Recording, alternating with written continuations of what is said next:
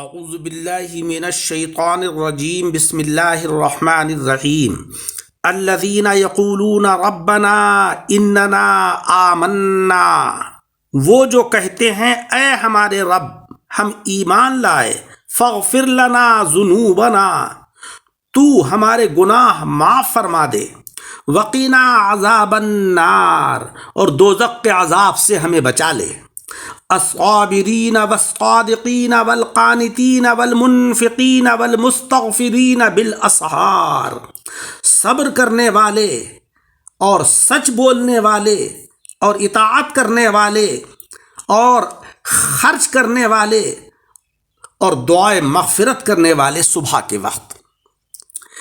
سامعین اکرام، ان دونوں آیتوں یعنی سورہ آل عمران کی آیت نمبر 16 اور 17 کا درس اول آپ نے سماعت فرمایا، جس میں ترجمہ اور مختصر تفسیر پیش کی گئی۔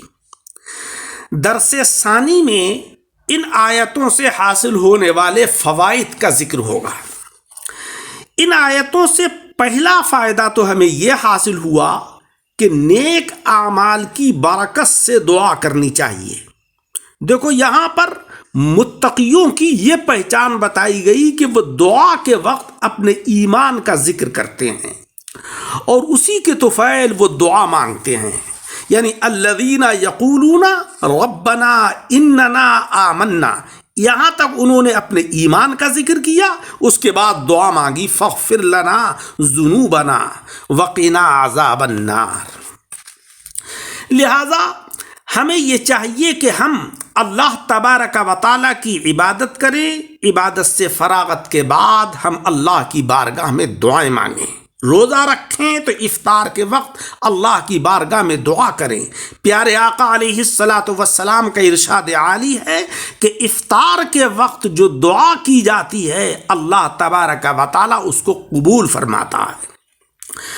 اس آیت سے دوسرا فائدہ یہ حاصل ہوا کہ بعض نیکیاں چھپا کر کرنی چاہیے اور بعض نیکیاں ظاہر کر کے کرنی چاہیے۔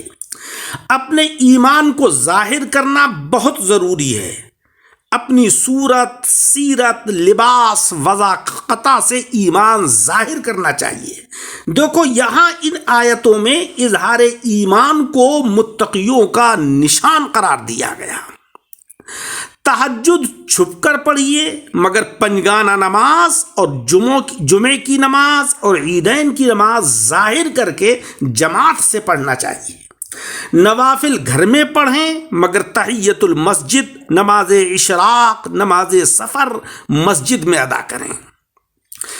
تیسرا فائدہ ان آیتوں سے یہ حاصل ہوا کہ اپنے کو گناہگار سمجھنا اور ہمیشہ اللہ تبارک و تعالیٰ سے مغفرت کی دعا مانگنا یہ پرہیزگاری کی علامت ہے۔ دیکھیے، یہاں پر ان خاصان الہی نے اپنے کو گناہگار سمجھا اور اس کے بعد کہا فاغفر لنا ذنوبنا، اے مولا تو ہمارے گناہوں کو معاف فرما دے، وقنا عذاب النار، اور دوزخ کے عذاب سے ہمیں بچا لے۔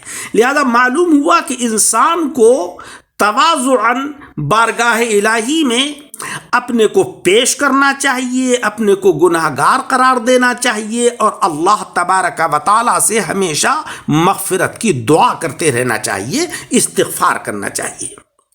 چوتھی بات ان آیتوں سے یہ پتہ چلی کہ نیکی پر پابندی کرنا چاہیے، دوام اختیار کرنا چاہیے، اگرچہ نیکی تھوڑی ہو مگر اس کے اوپر دوام ہو۔ کبھی بہت نیکی کرنا، کبھی بالکل نہ کرنا، یہ اچھا نہیں ہے، برا ہے۔ جیسا کہ قانتین کی تفسیر سے معلوم ہوا، قانتین چونکہ مطلق ہے اور قانتین کے معنی ہے اطاعت کرنے والے، متقی اور پرہیزگار۔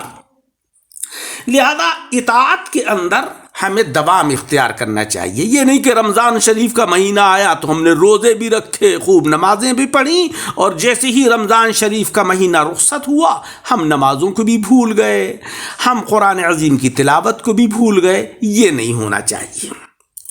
اس آیت سے پانچواں فائدہ ہمیں یہ حاصل ہوا کہ ضروری ہے کہ اپنی زبان، اپنا دل، اپنی نیت سب سچی ہوں، کیونکہ قرآن عظیم کی اس آیت میں الصادقین یہ مطلق ہے، اور یہ متقین کی جو ہے وہ تشریح ہے کہ جو متقی اور پرہیزگار ہوتے ہیں، الصابرین وہ صبر کرنے والے ہیں، والصادقین اور سچ بولنے والے ہیں۔ لہذا ہمیں یہ چاہیے کہ ہم سچائی کا طریقہ اختیار کریں، جھوٹ نہ بولیں، جھوٹ بہت بڑا گناہ ہے۔ چھٹی بات ہمیں اس سے یہ معلوم ہوئی کہ نماز تہجد بہت بہتر عبادت ہے، اس سے چہرہ پر نور ہوتا ہے، دل میں سرور حاصل ہوتا ہے، قلب کو راحت ملتی ہے، ایمان کو قوت حاصل ہوتی ہے، اور نفس کو تر و تازگی حاصل ہوتی ہے۔ حدیث شریف میں اس کے بڑے فضائل ہیں۔ المستغفرین بالاسحار کی تفسیر سے یہی معلوم ہوا کہ وہ حضرات کہ جو متقی اور پرہیزگار ہیں وہ رات کے پچھلے پہر استغفار کرتے ہیں، اللہ کی بارگاہ میں مغفرت کی دعائیں مانگتے ہیں۔ ساتواں فائدہ یہ حاصل ہوا کہ بعض اوقات اور بعض جگہ میں دعا زیادہ قبول ہوتی ہے۔ دیکھو صبح کے وقت جو استغفار کی جاتی ہے وہ بہت بہتر ہے، دعا مانگنا صبح کے وقت بہت بہتر ہے، کیونکہ المستغفرین کی تفسیر سے یہی بات ہمیں معلوم ہوئی کہ المستغفرین بالاسحار جو پرہیزگار لوگ ہیں وہ صبح کے وقت اللہ کی بارگاہ میں استغفار کرتے ہیں، مغفرت طلب کرتے ہیں۔ آٹھواں فائدہ اس آیت سے یہ حاصل ہوا کہ تمام نیکیوں کی جڑ نیت خیر ہے۔ اگر چلنا پھرنا، سونا جاگنا، تجارت کرنا، بچوں کو پالنا یہ نیت خیر سے ہے تو یہ سب کا سب عبادت ہے۔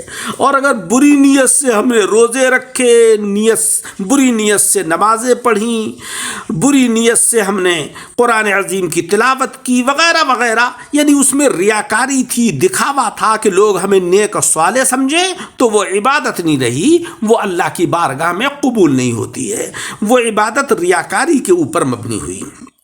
اللہ تبارک و تعالیٰ سے دعا ہے کہ مولا رب العزت اس ماہ مبارک میں ہم سب کو متقی اور پرہیزگار بنائے، اور اس کے بعد اس کے اثرات ہمارے خاتمے تک قائم رہیں۔ آمین بجاہ النبی الکریم۔